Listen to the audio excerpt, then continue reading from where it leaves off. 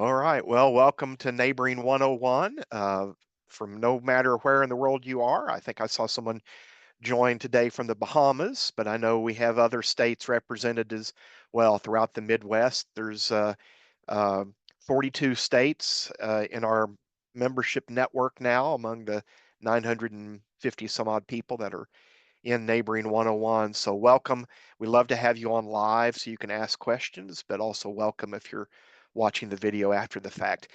Neighboring 101, this is session number 65, actually, and this is where we talk with leaders in the neighboring movement from all across the United States, and we discover ways that organizations and individuals can use the art and skill of neighboring as part of community and personal development. Uh, Coming up in the future months, we have Ian Campbell from the Neighboring Movement out of Kansas. We also have Sam Pressler. Next month, he'll be talking about building a stronger community with a city membership campaign, a unique idea. Brianna Duffy will take us through a discussion of the book, The Art of Gathering. I believe that is in June. And we have other great speakers lined up as well. So thanks for setting aside some time today to join us. Our guest, all the way from Colorado, is Tim Jones. Tim is the founder and executive director of Longer Tables, which is a nonprofit organization dedicated to fostering human connection and belonging through shared meals. I believe Longer Tables was established in 2013. Longer Tables began as sort of a grassroots initiative to combat loneliness and isolation in the United States. It evolved into a movement that has hosted lots of events. I saw 40, but I suspect it's more than that, bringing together more than 2,500 guests over time. Tim's vision centers on creating spaces where individuals from diverse backgrounds can come together, share meals, and engage in meaningful conversations. The organization's events, such as the upcoming Mile Long Table in downtown Denver, are designed to break down barriers and encourage authentic connections. Beyond his work with Longer Tables, Tim is an Emmy winning filmmaker and I believe co founder of True Studios. His storytelling expertise certainly comes through loud and clear on things like Walter's Table, the movie we watched, but it also enhances the organization's mission and really, I think, taps into his ability to tell a transformative story about Longer Tables and what they're trying to accomplish.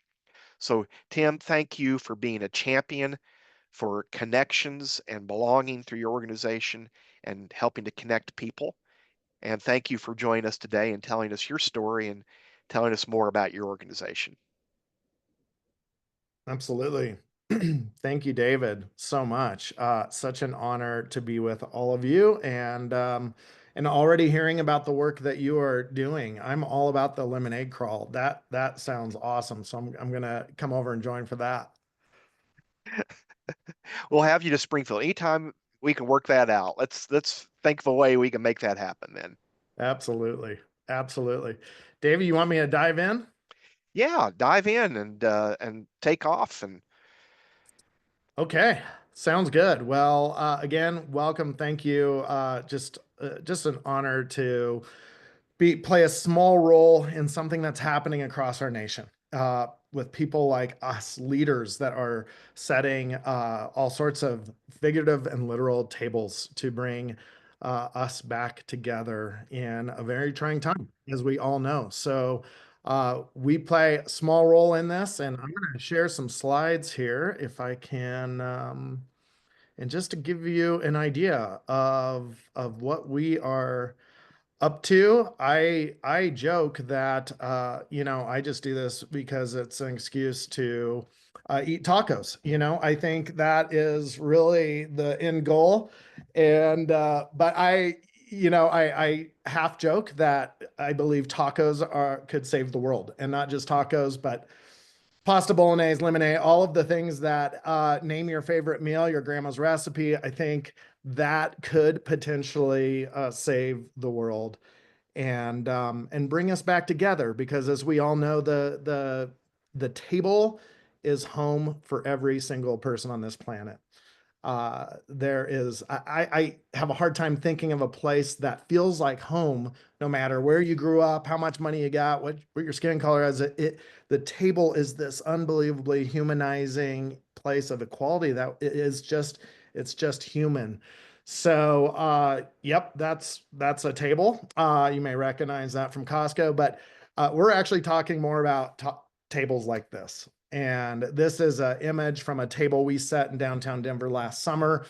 We had 500 people at one long table in a park that's often known for drug use and prostitution. We reclaimed that place as Denver's dining room, and it was beautiful. It was remarkable. But as David said, we have been doing this setting tables for about 10 years. Started as a grassroots organization and realized loneliness, isolation. Those were things that have been growing for the last several decades, way before this pandemic, right? And so this simple power of bringing people from all walks of life together to share a meal. Our tables are usually one long table. We're all about accessibility, so they're usually free. We have co-hosts that represent the diversity of the city, invite people from their world, especially people who are isolated or lonely, and and then we mix everyone up. So you are literally having dinner with with a handful of people that you would never have dinner with. And we have a few intentionalities around that, which I'll share here in a minute. But this is a table we set in a public school, bringing an entire city together, leaders from all sectors together at one long table. We are setting tables inside corporations and companies. It turns out the table goes anywhere. And the table almost works as even better inside companies that are often siloed. We have our remote work challenges. And what we do, we go into a company and we bring a cross section of people together and say, hey, you can't talk about work. There are no job titles. And we're going to talk about our stories over food. And it is remarkable. These are two pictures. We were at Shell Oil a month ago, bringing together their DEI council. And the picture on the left is T-Mobile executives.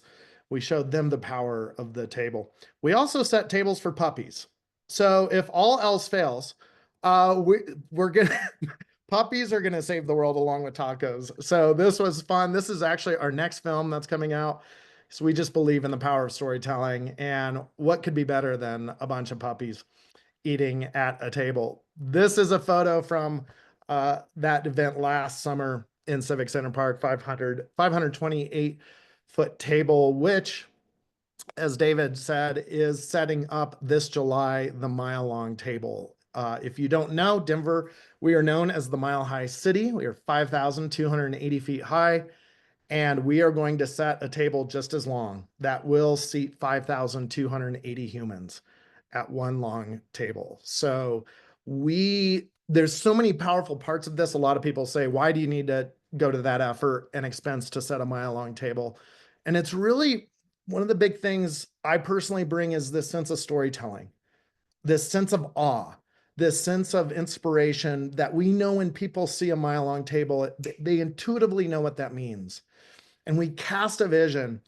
We're not asking everyone to set mile long tables, but it's that vision for and that sense of inspiration and awe of, wow, a world like that is possible in a city. So that's a lot of what we're doing.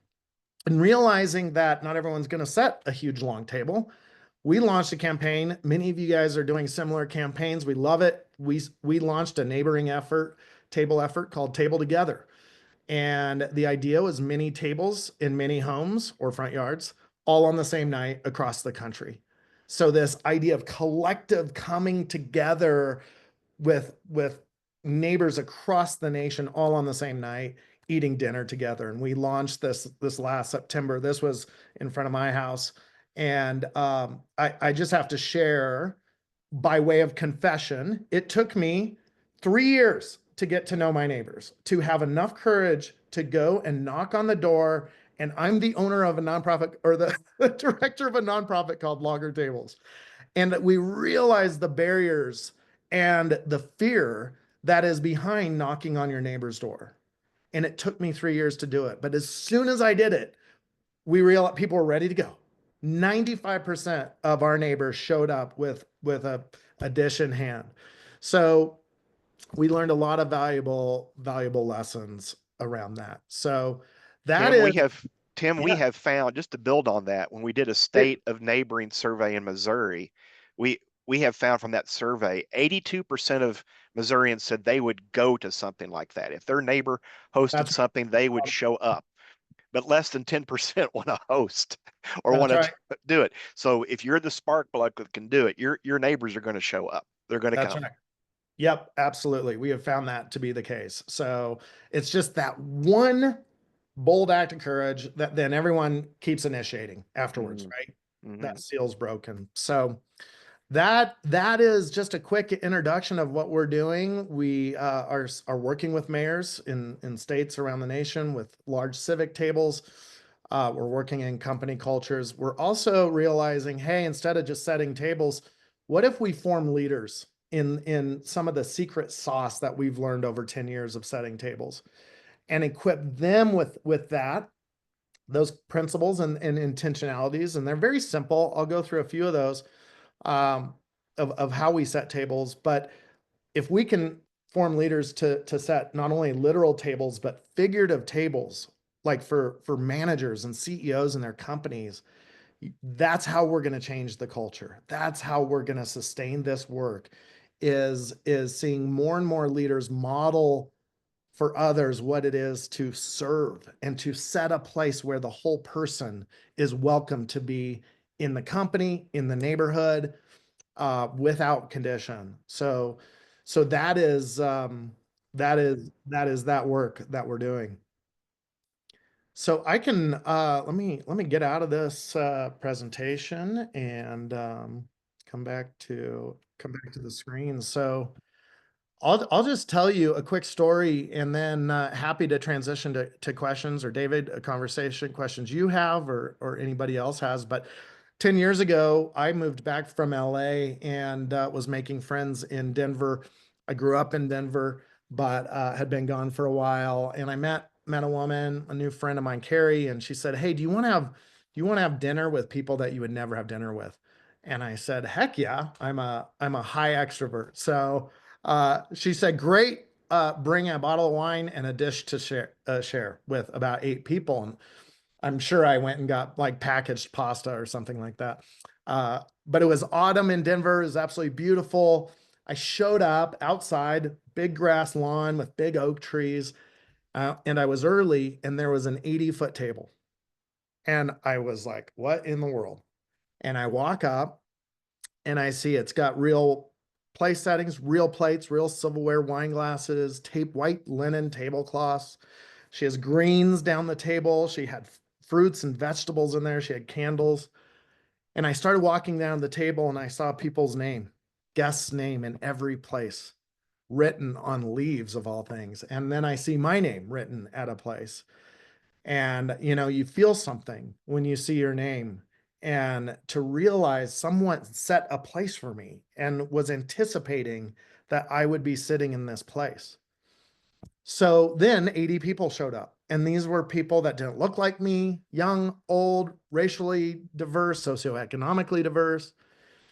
And so we all gathered, and she greeted us and welcomed us and said, "So glad you are here. We have two rules to the table. The first rule is there's no talk about work, no job titles." And it's always fun to hear that because people panic for half a second when they hear that they can't talk about work, right? Because that's what we do. That's our default question. And I'm sorry, it's not horrible, but it's not a great question. It really creates separation instead of connection.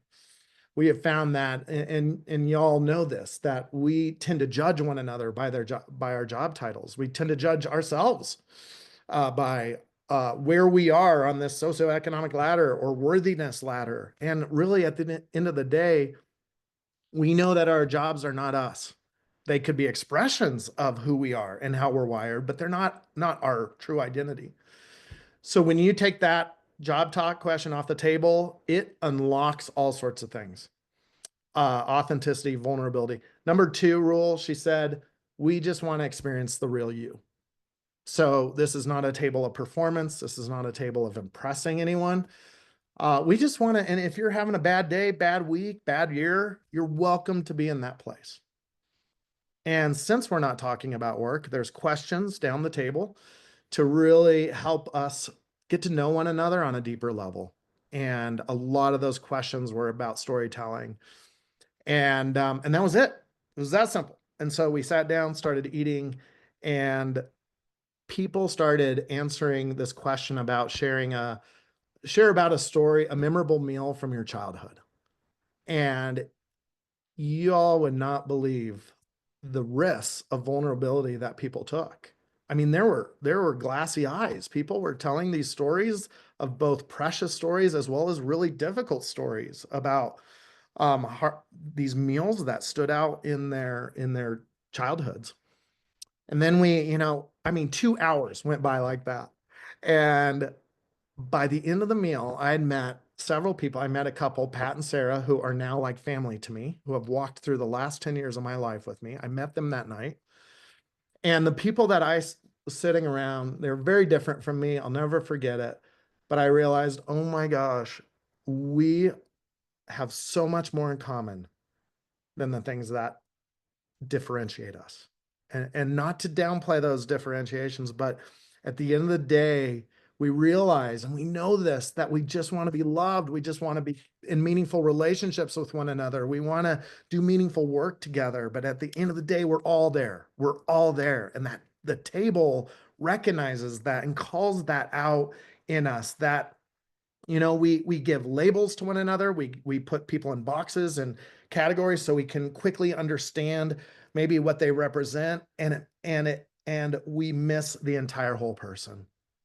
And so when we get rid of those labels and those job titles and all of that stuff, and we just become human, um, it equalizes it. One of my favorite stories, we had a white state senator sitting next to a Latina grandma at right next to each other at a table. And could you imagine what would have happened if Bertha would have known that Chris was a state senator? I mean, she would have shut down immediately. But because they never knew who it was, just Chris, Bertha, Chris. They had a delightful conversation and connected in such a meaningful way that they both felt seen and cared for as human beings. So the table, right, goes back to the beginning, and the symbolism of the table is life and wholeness, and all of the physiological and psychological things that happen when we eat. We could talk about those things, and many of you know these things. For we could talk about this for a couple hours, but the dopamine that hits, the oxytocin, the bonding chemicals that happen.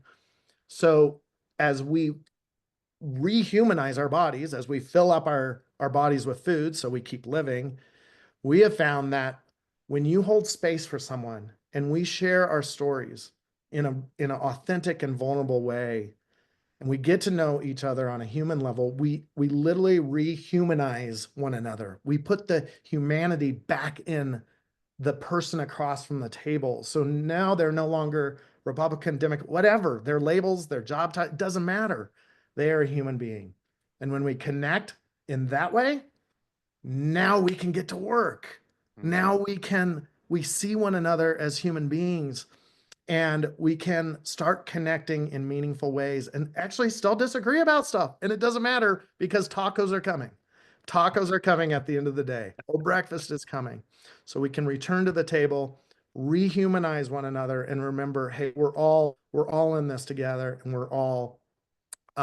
we all are fundamentally in need of connection and love. It sounds like these city gatherings, maybe planning and zoning meetings where we have people speaking up, and making decisions and Yeah, sometimes being very contentious conversations between neighborhoods and developers. Sounds like we would get a lot further in those meetings if we had a meal beforehand. that's right. That's right. Everybody sitting around that table and hearing those stories and seeing pictures of grandkids and the humanizing part of that and the being able to be vulnerable also builds trust. And we'd probably have much more fruitful planning and zoning meetings or whatever if we had that type of thing first. That's right. That's right. One of my favorite quotes, I steal this all the time from the gentleman that told me it, but progress moves at the speed of relationship. So whether we're talking about affordable housing, whatever the issue is, progress happens because there's trust and there's relationships at the table. So when we're consulting with city cross-sectional leaders across cities, we work with foundations. It's really simple. Eat first, then get to work. And then let's work for 4 hours. Then we're going to go to lunch and we're not going to talk about work or the issues. So I think, yes, David, this Wow, would change fundamentally change how we solve these massive societal problems if we would first come together. that is fantastic. I love your story and I love the example. And I know others are going to have questions, and please, you can come off mute and ask them, or you can type them in the box like Abby has. Abby says, "Can you talk more about Table Together and what did you provide for folks in order to host? Were there guidelines for them to follow?" Absolutely. Absolutely. This is a turnkey campaign. We want to remove all the barriers from people who are interested or entertaining the idea of hosting their neighbors for dinner. So someone says, "Hey, I want to do it." They sign up on our website. They pay a small amount, a small fee. We ship them a table host kit, which has all sorts of goodies in it, from stickers to conversation questions to place cards that they can write their neighbors' names on, coloring sheets for kids. So they get that in the mail. Then they get a email drip, 2 or 3 emails with short videos on everything from how do I do food, to these food ideas, food options, to the big one that we already talked about. How do I deal with the fear about inviting neighbors? What about knocking? How do I invite them? That is, as we've talked about, the biggest barrier for bringing neighbors together. So we encourage them and remind them it's not about them. We just ask. All we do is invite, and trust that the people who want to show up. So we get that video training, and then we check in with them. We do a virtual call just to do a Q&A and support them in any way. And kind of the magic of this is really, I think I briefly mentioned it, is the collective action. Like, if I'm going to my neighbors, I don't have to. It's much more. It's a bigger deal if I say, "Hey, would you just come over for dinner?" And own that. But if I say, "Hey, there's this big campaign across the city, nation, that people are having their neighbors over for dinner," you don't have to own it as much, if that makes sense. So we found that people are more willing to do it if they're part of something bigger, and they don't have to take the full responsibility for it, if that makes sense. So that's really Table Together. And then there's that magic of, like, realizing, and we have a map on our website that will show all the tables happening. And there's something magical about being part of something bigger as a host, and to say, "Man, I got to join all these people on the same night as we invited our neighbors over for dinner." So there's something powerful in that collective action. Yeah, and you had one in April, you're playing one in April, but you do one in the fall as well? That's right. That's right. It will be coordinated this fall. We're going to partner with National Good Neighbor Day as one of their campaigns and activations, and we're excited. We also will white label Table Together, so any organization can say, "Hey, we want to promote this to our group, our clients, our customers, whoever," and we will white label that, put your logo on it, and send it out to your people that sign up. So we want to, again, remove all the barriers that make it difficult to do a campaign like this, and make Yes. that accessible. Well, I was setting you up. I was hoping you were going to mention National Good Neighbor Day. And Jennifer, since her apology, she had a conflict and couldn't be on today. She almost always is. Um, but I know you and her have visited and have talked about National Good Neighbor Day and connecting. And if you're in Missouri, that's also the first day of Missouri Good Neighbor Week. So these all work together in unison. And you got plenty of time to be planning for that in the fall now. That's right. So That's is right. there a certain time those kits go on sale, or is it kind of an all year thing? You can grab one for Table Together. Yeah, for September, we'll probably start signing up in June or July, and then for those organizations who want to white label it. We'll start that probably in May, June. All right. So Something yeah. that we can all take advantage of. Stan is in Springfield. He's asking you mention questions. Does the host ask a series of questions to guide the discussion? Yes, great question. We craft questions. We've learned a lot about what kind of questions to ask through table together or at our big tables, and a lot of these questions are crafted around storytelling. So when people tell their stories, a few things happen. I can't argue with your story. That is your story. That is your experience. And number two, when I tell my story, I feel seen. Like I get to go back and connect. And a lot of these stories we focus on childhood because we learn a lot from childhood before all of the fear gets layered on and the trauma and the judgments. And of course, some of that happens, of course, for children, some children, but it is a vulnerable thing and people love sharing. Sometimes we have them share their photos of them as children when they felt most alive. There's just something that deeply connects. So those questions revolve everything from childhood to tell me about your dreams for our neighborhood. Like what kind of city Yeah. you want your kids to grow up in? So those sort of futuristic questions, what does it look like? How can we work together to create more connections, some practical questions. So no questions about opinions or perspectives like that.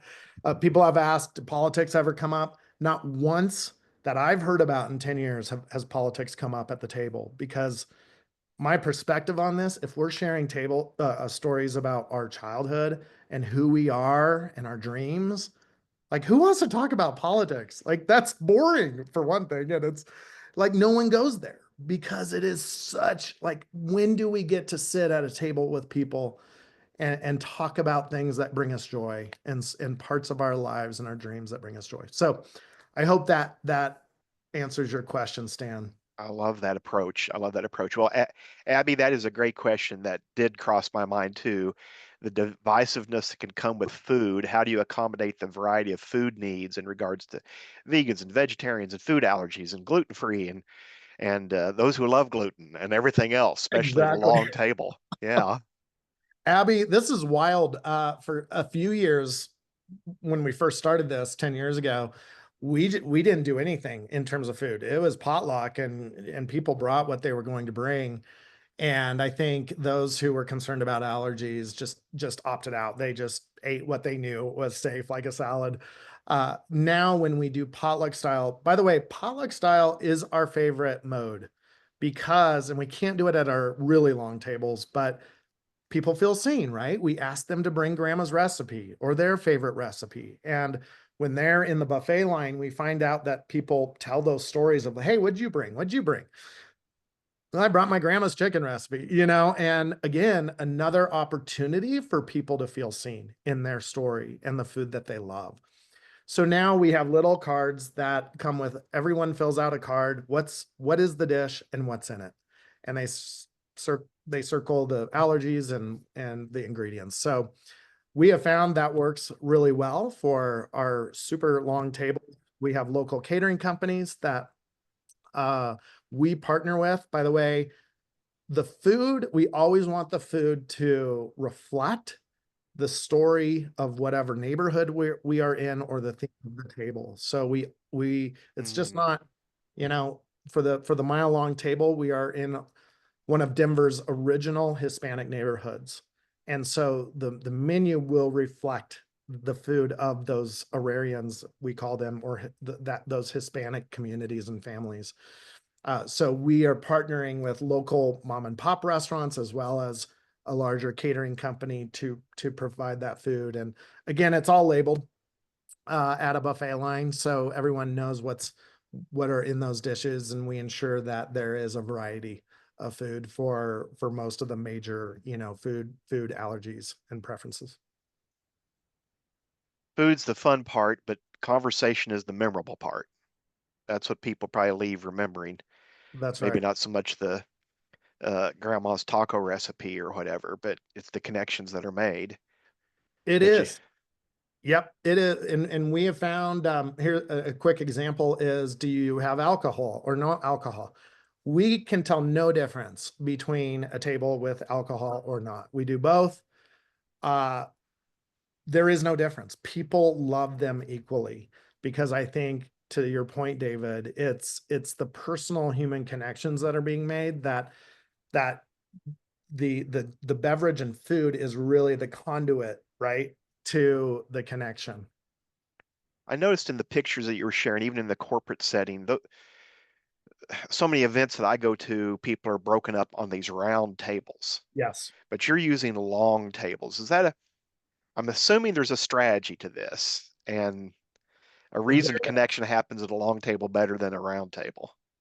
I am starting a anti roundtable party. I joke, but I don't know about y'all, but I'm getting a little hard of hearing and I cannot hear across a round table. I was just at an event yesterday, and what we have found at a round table, people end up just resorting to talking to the person on their left and their right because it's too difficult to talk across the table. You do it for like 30 seconds and introduce yourself, and then it's pretty much over. So the long table, what we have found is you are sitting next to the person on your left and right, and then you can have a great conversation to the three people across the table from you. That's about 36 inches. So you can have a meaningful conversation no matter how long that table is. Everyone is connecting and having a decent conversation with the five people in that at that part of the table. The second part of this is the symbolism of a long table. So, uh, round tables, there's typically a front of the room or back of the room. There, so we're like yesterday, I got invited to the table right in front of the podium, and I felt pretty good about myself. And that's like divisive, and I don't like that. So one long table means, hey, there is no head of the table, there is no upfront table. We are all at one table, and there is no VIP section. We are all, even if we have a mayor or a governor attend, no job title, and there is no head of the table. You are mixed right in there. So, and then third thing is the awe. I love thinking about the visual and the awe of a long table. One of my favorite moments in setting tables is when people come around the corner or they see the table for the first time, and capturing that look on their face when they see that long table. It's a thing of beauty, and that captures people's imaginations. It gives them comfort. It gives them hope that we don't have to explain what a long table of people means. Every human intuitively gets Hmm. that, oh my gosh, this is beautiful, and I matter, and I have a place at that long table. And if I didn't show up, there'd be a break in the table. So you just don't get that when you have lots of different tables. That one long table communicates we are all in this together. Yeah. Chet from Ohio asked, have you ever arranged maybe 8 or more long rectangular tables in a larger circular pattern? Maybe he's asking for space due to space. Yeah, yeah, no, that would be interesting. We I'm trying to remember. We have done different things. If we have to have like two or three lengths of table because of a space limitation, we'll do that. It still kind of conveys the same thing of there's one long table. So definitely space is an issue. But if you can get away with one long table, that is powerful. You're totally making me think of our events completely different now because, round tables are pretty prominent. But you're right, it's hard to talk across them. Maybe that's a reflection of too many concerts in the 1980s. Maybe that applies to you as well. Um, That's right. but That's right. but totally better conversation. Uh, Folks, you're welcome to come off mute and ask a question if you'd like, or type one in the chat as how this applies to you and your neighborhood and your work. I totally see connections for me when we initially talked, and then again today. I'm excited certainly to try this out and to find ways to connect with the kits and to continue doing this. I just love the idea. And it's, yeah, it's simple and it's straightforward. And I can tell your passion for that. Do you have a list of locations where long tables have been done? I'm moving to a new city and wondering if they've already done it there. Gosh, we don't have a list. We've been in 5 states. We are are working right now mostly in Colorado and Utah. Uh, Most of you are aware next year is our 250th anniversary as a country.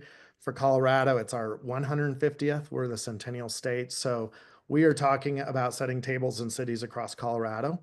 So that would probably be the best place to find us, Michelle, if you're in Colorado. But we anticipate we're finding that mayors absolutely love this concept of a long civic table. It's just there are no downsides to this. There are it's just multiple wins, and so we are beginning to work with mayors. So if you have a relationship with a mayor, happy to make connect us, because we will have a mayor toolkit of how to do this. But we are, we're just getting started, and but we will publish those on our website as we go. Uh, Michelle says she's moving to Madison, Wisconsin. oh my So, gosh, Michelle, we were in Madison last year at a conference called CultureCon, so will most likely be back there this August. So if you're there, that would love to meet you. yeah, what a small world. That's wonderful. Typically, how long do are these typically how are these events funded? That's what is Stan's Great, asking. great question, Stan. That is the $1 million literal question. They don't cost $1 million. Well, the mile long is no. Uh, Great question.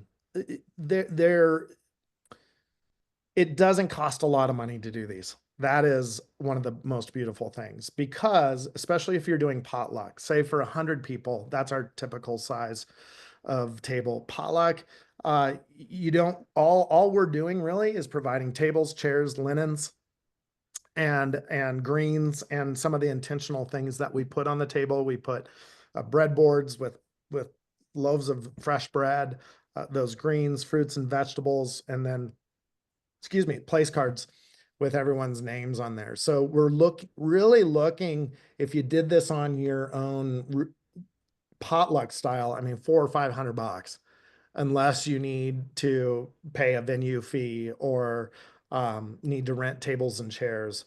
So when the budget does increase because of those things, we do a few things. So co-hosts are those people. So for a table of 100, we recruit 10 co-hosts who represent the diversity of that city or that neighborhood, and they all invite 10 people. We also ask those co-hosts to pay about 100 bucks, 150 bucks, and they love that. So they are co-hosting with us. So if each of them throw in 100 bucks, we've got the budget covered, and then they get the opportunity to invite guests to the table. So that combined with sometimes we will have corporate sponsors or neighborhood business sponsors, and they love that. We often will invite them to say something at the beginning of the table, a small greeting, but it is not a commercial. Just them having their logo is all the commercial we give them, because we have found, like, when you say this is why as a company we believe in connection and belonging, and you tell a story about how your business does that, that's it. Then people connect with you at the table and after the table. So there are also, and this is increasing, foundations, local foundations and cities are giving grants for neighborhood block parties and tables. I am hearing this more and more and more. So uh, grants anywhere from 250 to 500. We have a foundation in Denver that if you're doing a bigger event, you can get 2,500 bucks, and it's a pretty simple application. So between co-hosts donating to sponsorships to grants, it's getting easier and easier to do these kinds of gatherings. I had read maybe a few years ago about a community in Kansas that kind of started this initiative where they do tables down their main street. And the businesses on Main Street, they all sponsor or host one table. That's That's their table. So I think they kind of get decorated differently. Yep. which may be different than maybe what you're talking about a lot, but they kind of take ownership of their one table and things. So that might be an approach that could work in your neighborhood and area, Stan. And a quick comment on this: when when you're doing it in a public place, when we're setting, we are working with a city called Littleton, which is a suburb of Mm, Denver. We're helping them set a huge table this fall, and they are going down Main Street with all the businesses. So if you go into Main Street and say, "Hey, we're setting this table, love to join, have you join us," and not give them an opportunity to actually be a part of the planning and to actually ask their permission, because we're coming into their neighborhood, their home, if to say it that way. So the whole idea is when we're doing it in a public place, we want to co-create with our hosts. So it's not like, "Hey, I'm Tim. I got an idea. I'm going to set this table. Would love to have you join us." No, "Hey, I'm Tim. We have this idea about setting a long table.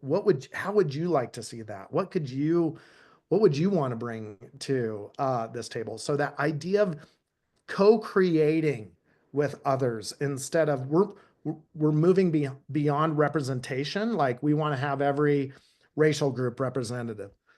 That's great, but let's even move beyond that and ensure that people are invited to co-create with us and to build it together, because hmm now they're going to have ownership. Now they are fundamentally included and seen in that, instead of just having people represented. Yeah. Nancy applauds the effort and mentions that University Heights is celebrating, that's in Springfield, Okay. 100th anniversary as a neighborhood this year. I can see it being used in one block or parties or events. Absolutely. I think it fits Be with lovely. that. How do you get everyone registered so you know their names for place cards?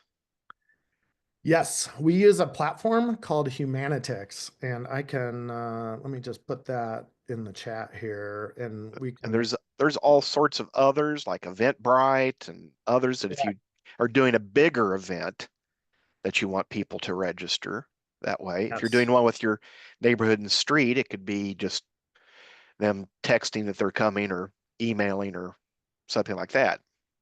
Depending on Yeah, the size there's of your table, right? I guess. exactly. It's so the one thing with invitations that I like to really emphasize is it's as much as possible, we want people to have a personal invitation.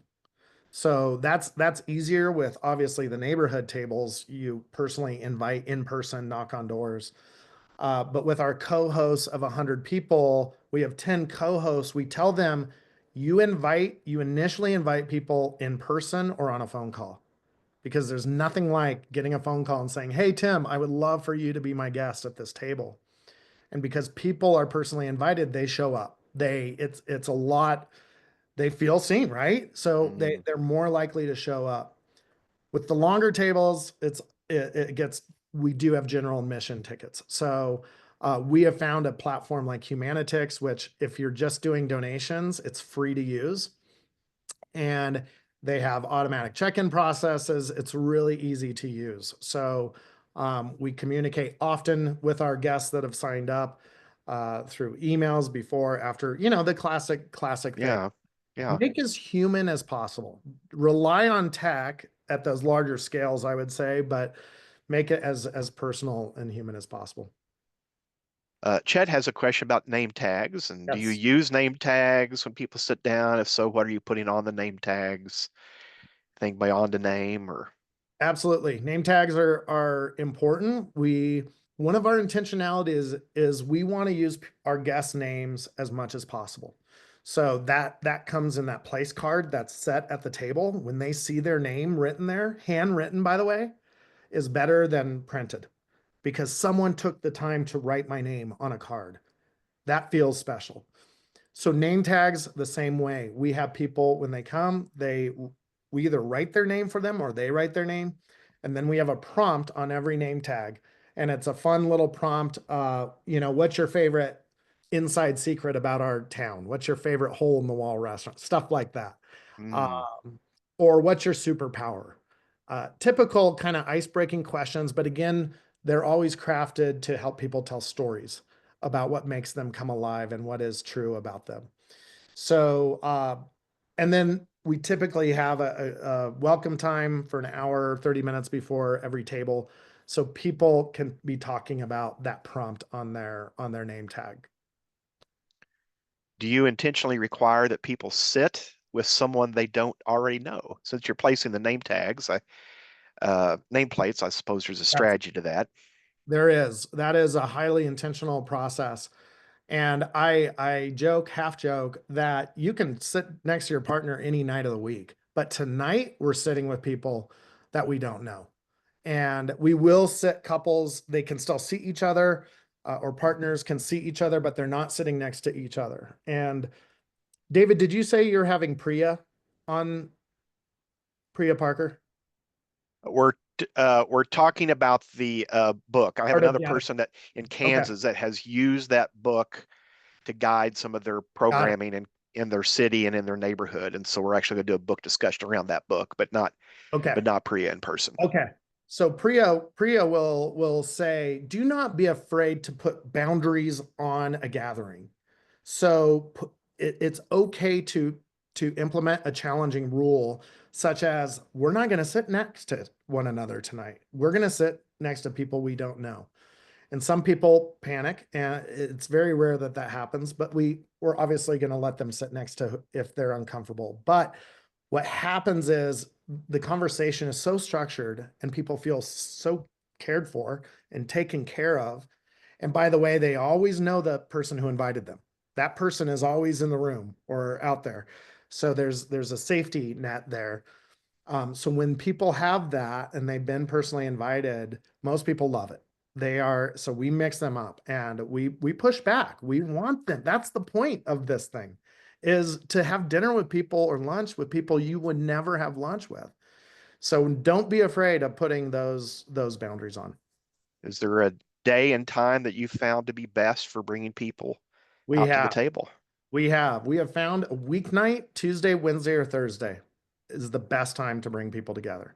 Hmm. We have found that a lot of people aren't willing to give up a Friday or Saturday night for a community event like something like this, or something they don't really know what it is, or um, but they will give a Tuesday, Wednesday, or Thursday evening. I see Chet has a hand up, and Yes. Chet, jump on, ask your question as we're wrapping up. Thanks. I was curious if I think I've heard maybe like Barack Obama's like presidential dinners, he sat people, boy, girl, boy, girl, boy, girl, like intentionally. And I was curious if you have ever incorporated that strategy or any other similar strategies for where you actually place people. We don't. It's somewhat arbitrary. Of We are just mixing people up, and we have found that who how whatever you believe about God or the universe doing its thing, it that those connections are made. And we have tried to be more hands-on with that, but we found it's just to control that too much is just difficult to do. Mm. And to just simply mix people up arbitrarily works really well. At some points, we'll be like, this person needs to meet this person, and we will cheat and sit them next to each other just because we have an inside, we know a story there. But I think it's a fun thing to play with. I think however you do it, just make sure people are mixed up. Great. Well, maybe one final question, and I'll let you close out as we're wrapping up here. And I have to ask this on behalf of my wife, who's an introvert. Uh, how do you? What's your experience been with those who claim they're introverts? Are they not coming, or are they coming and departing early? Or It's a great question. And I have had to do work to understand and to create a place that feels safe for introverts. What we have found is um, they love it. Most people who are introverted loves it. It is taxing for them. So they're usually the first ones leaving at the end of the night. They're the first ones out the door, which is great. We have found that being clear on what the gathering is before they're invited or as they're invited, so they know, okay, introverts can like power up and get ready for it and reserve energy for a more challenging social environment like a table. But most that I've talked to, very happy about it, love it. They just, they're not going to do it very often. Well, my wife is really big on when we do something, knowing what the ending time is. That's right.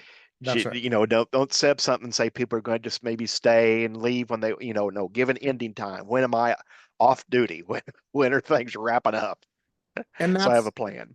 that's a kind thing, is to have that end time there so people know the boundary that we respected your time. If you show up on early, we're gonna be done on time. Yeah. Well, Tim, I love what you're doing, and I see even in Dawn's mention in chat about using some of these strategies at a family gathering at Thanksgiving gave her grandfather a chance to sit next to his great grandson and have conversations. So family settings, work settings, certainly neighborhood and community settings. And I love that you're leading the charge in this. We all have a friend in Florida who says when anyone's talking about neighboring, we all benefit. And I feel like that kind of applies to this. When any of us are talking about setting a longer table and making connections, we're all going to see that benefit. And I'm glad you're leading the charge in this and providing direction, and look forward to working together on things for many, many years to come, and keep doing what you're doing, man. Likewise. Thank you, David, and thank all of you for what you're doing. I'll just say this, whether the table's 5,000 feet or 5 feet, it doesn't matter. Uh, the people that need to show up will be there, and that we've set a place for them is what matters. Wonderful. Thank you for being here. We'll Absolutely.